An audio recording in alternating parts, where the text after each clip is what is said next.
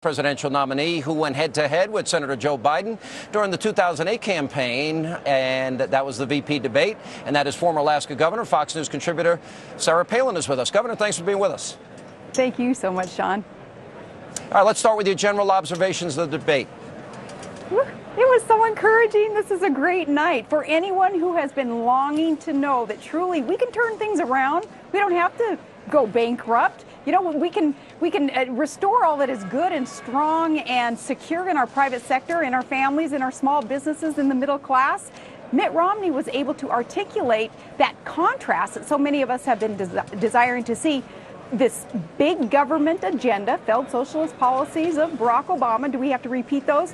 Or can we go another direction and with time-tested truths rely on those principles that built up this country into the greatest nation on earth? Can we go that direction now? And Mitt Romney gave us the reason why now we know we have a clear choice. The contrast was made tonight. I found that the president was stammering. I found the president was on defense. Mitt Romney was on offense the whole night. One moment that was very interesting to me is when President Obama couldn't even explain his own debt. Well, I have a plan to reduce the deficit by $4 trillion, but he's given us $6 trillion in new debt. I wasn't sure that worked very well for him.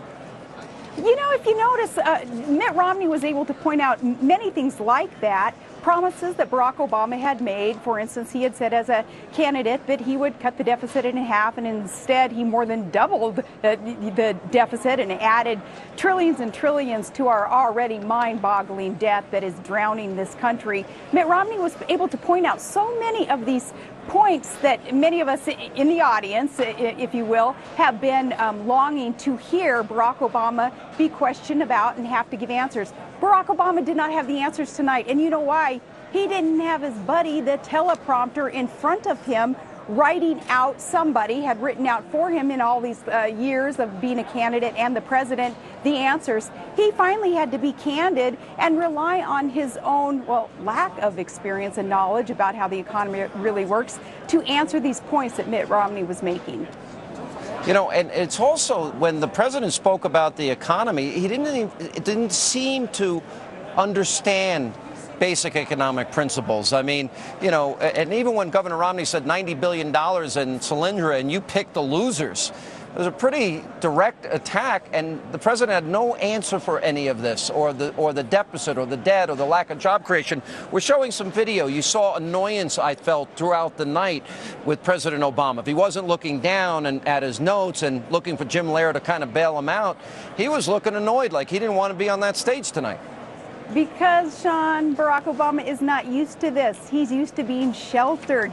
He's used to being coddled by the media and by those surrounding him. Tonight, he wasn't able to rely on that kind of comfort zone that he is used to. The reason that he seemed so inept tonight and kind of disenchanted and disconnected is he finally has a record that he can be called out on, and that is exactly what Mitt Romney was supposed to do and what he did. He succeeded tonight in calling Barack Obama out on broken promises. Can't wait for the next debates to hear more and more details of these things, and failed policies that obviously Barack Obama just wants to repeat. And, you know, again, without having that teleprompter in front of him to basically tell him, feed him what to say. That is why you saw this ineptness tonight. Oh, especially he did not have an answer for the $716 billion that he took out of Medicare. He didn't have an answer for Social Security. It's not an entitlement. It is, what was the return on investment? But welfare is, in fact, an entitlement. On every single substantive point, he lost on points, lost on style. I was actually a little shocked. You know, we're told that the president is this great communicator, but apparently he's only good at delivering speeches that were written by other people on a teleprompter. Anybody can be an actor. Anyone can get up there on a stage and repeat what other people are telling them to say and have written for them.